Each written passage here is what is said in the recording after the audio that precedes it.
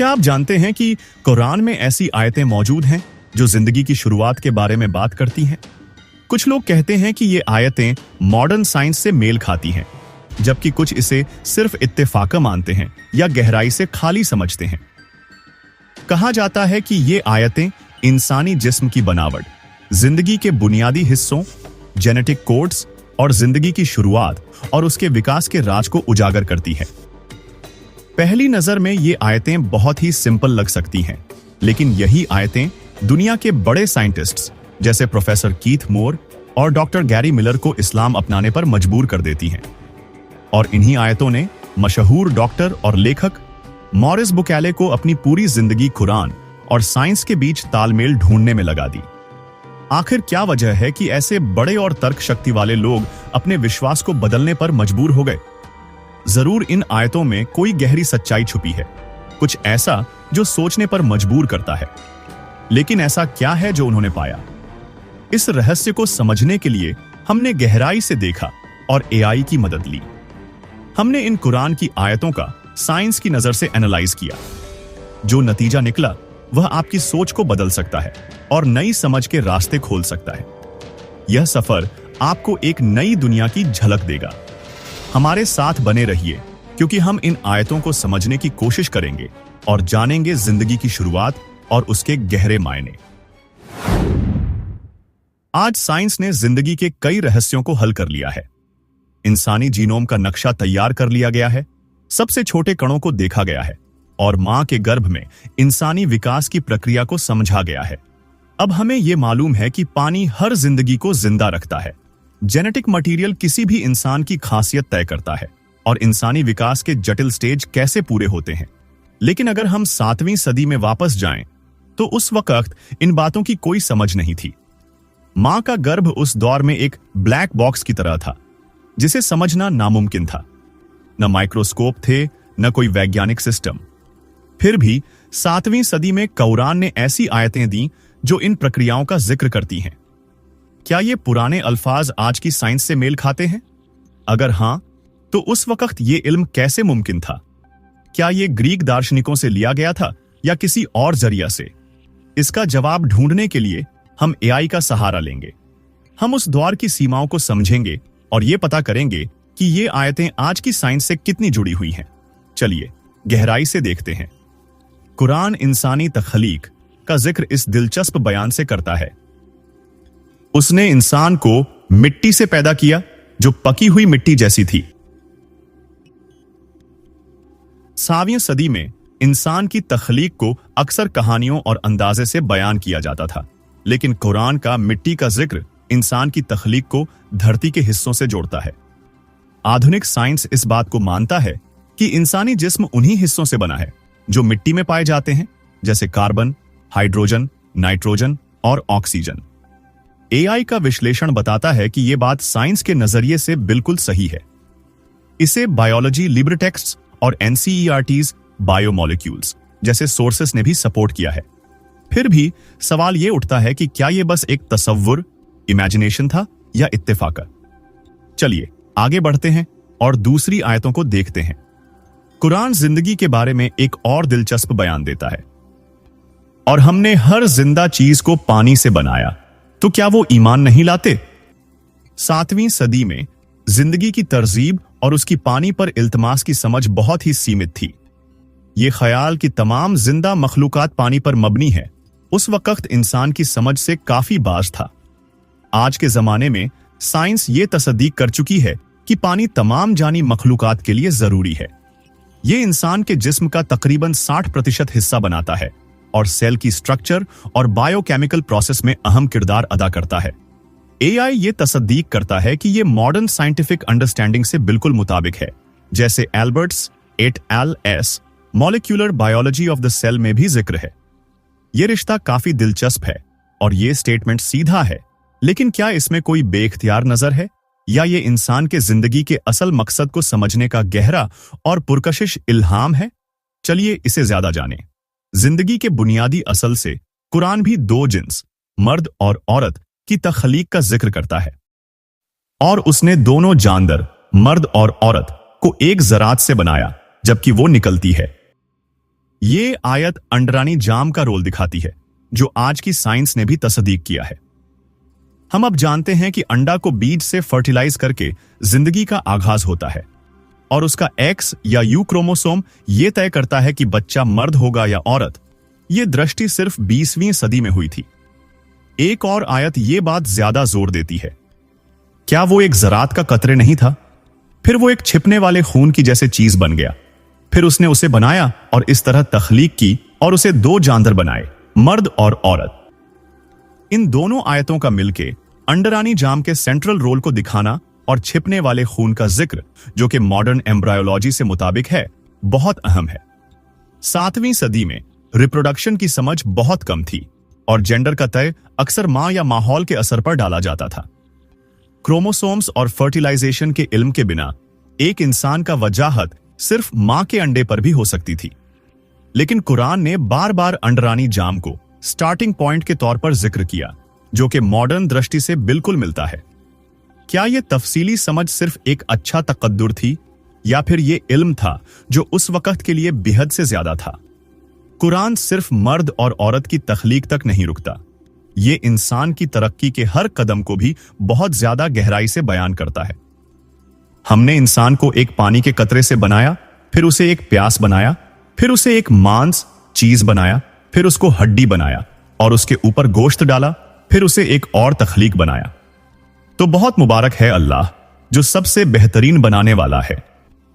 यह आयत पहले के स्टेजेस पर ज्यादा तफसीली वजाहत देती है। पानी का कतरा, नूफा, का मतलब है अंडा को फर्टिलाइज करना, जो जिंदगी का आगाज है। प्यास, अलाका, का मतलब है जायगोट का यूटेरिन वॉल से लगना, जो अब पक्का हो गया है। मांस का मतलब है वो पहला एम्ब्रियो जो तरक्की कर रहा है।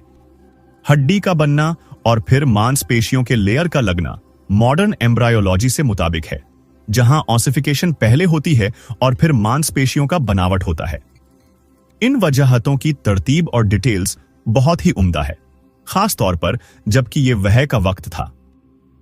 एआई ये तस्दीक करता है कि यह सीक्वेंस मॉडर्न एम्ब्रायोलॉजिकल फाइंडिंग्स से बिल्कुल मुताबिक है, जैसे सैडलर्स लैंगमन्स मेडिकल एम्ब्रियोलॉजी में है। क्या इस इल्म को कहीं से लिया गया हो सकता है, या क्या इस वक्त के लोगों के लिए यह मुमकिन था कि इस तरह के प्रोसेस को देखें, शायद कदीम तनकीद से? ये ऐसे सवालात हैं जो हमें ज्यादा एक्सप्लोर करनी चाहिए ताकि हम इस इल्म के असल मबाह को समझ सकें। अब चलिए आगे बढ़ते हैं और देखते हैं कि कुरान में और क्या निशानते हैं। वॉम्ब के अंदर जिंदगी की स्टेजेस के हवाले से कुरान एक और जबरदस्त वजाहत देता है, जो कि इस वक्त के लिए छुपी हुई दुनिया की तरफ इशारा करता है, जहां जिंदगी का आगाज होता है। वो तुम्हें तुम्हारी माओ के पेट में तख्लीक करता है, तख्लीक के बाद तख्लीक, 3 अंधेरों के अंदर। कुरान का लफ्ज 3 अंधेरों की तहें बहुत वाज़े तौर पे उस हिफाजती स्ट्रक्चर को बयान करता है जो बढ़ते हुए एम्ब्रायो को घेर के रखता है। मॉडर्न एम्ब्रायोलॉजी इन तहों की तस्दीक करता है। पहली तह है एब्डोमिनल वॉल, जो एक बाहरी शील्ड की तरह काम करती है और वूम्ब को सेफ्टी से लपेट लेती है। दूसरी तह है यूट्रिन वॉल, जो स्ट्रक्चर, नरिशमेंट और एक सिक्योर इंक्लोजर फराहम करती है। तीसरी तह है एमनियोटिक सैक, जो एक फ्लूइड फिल्ड मेम्ब्रेन है जो फीटस को कुशन करती है और उसकी हिफाजत करती है।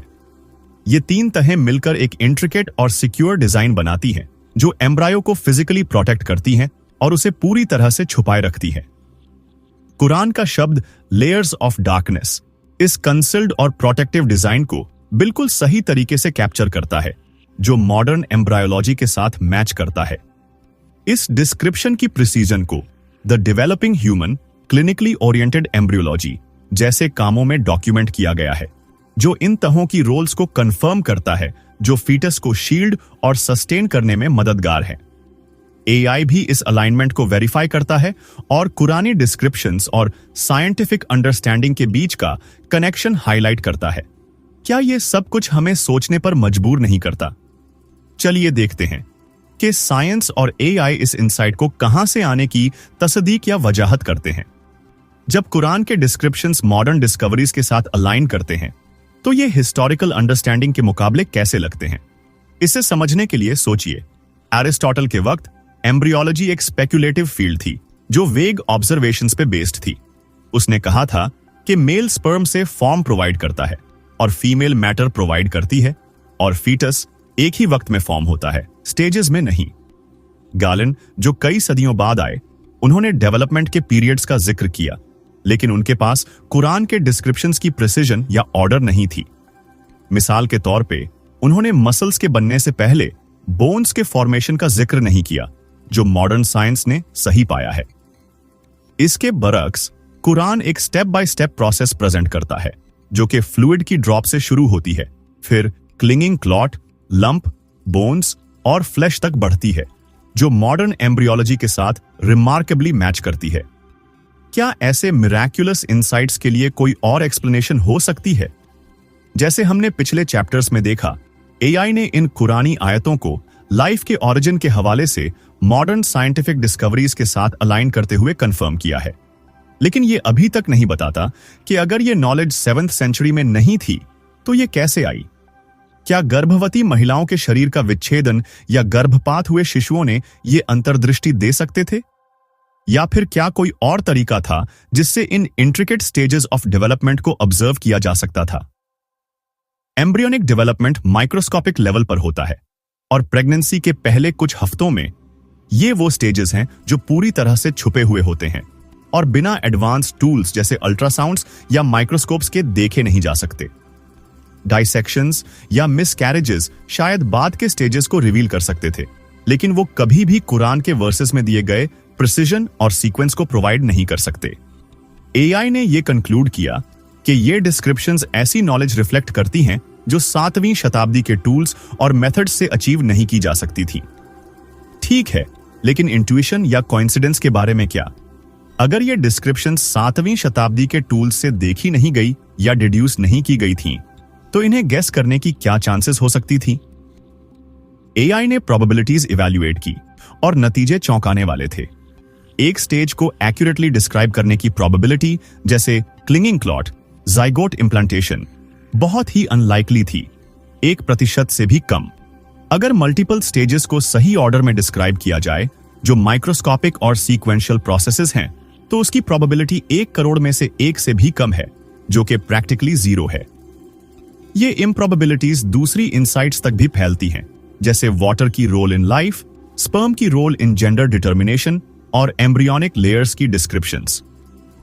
अर्ली साइंटिफिक थ्योरीज जैसे कि एरिस्टोटल और गैलन की वेग या इनकोरेक्ट थीं, जो ये एम्फसाइज करती हैं कि इन कुरानी डिस्क्रिप्शंस का काउंटर इंट्यूटिव होना कितना अजीब लगता होगा उस वक्त।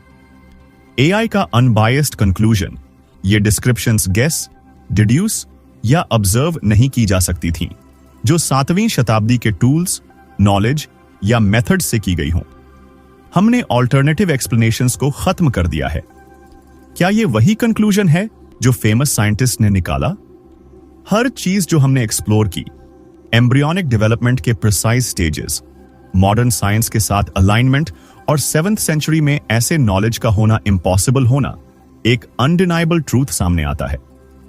कुरान के वर्सेस सिर्फ पोएटिक नहीं है, उनमें गहरी इंसाइट्स हैं जो ह्यूमन इंट्यूशन और उनके वक्त के नॉलेज को चैलेंज करती हैं। कुछ बेहतरीन जहनों ने ये वर्सेस जवाब दिए। प्रोफेसर केथ मूर, जो एक लीडिंग एम्ब्रियोलॉजिस्ट हैं, उन्होंने कुरान के डिस्क्रिप्शंस को इतना प्रिसाइज और एडवांस्ड पाया कि उन्होंने इस्लाम को अपना लिया। कुरान ने भी ऐसे ट्रूथ्स रिवील की हैं, जैसे लाइफ में वाटर की रोल, जेंडर डिटर्मिनेशन और वोम की प्रोटेक्टिव लेयर्स, जो मॉडर्न साइंस के अनकवर होने से काफी पहले थीं।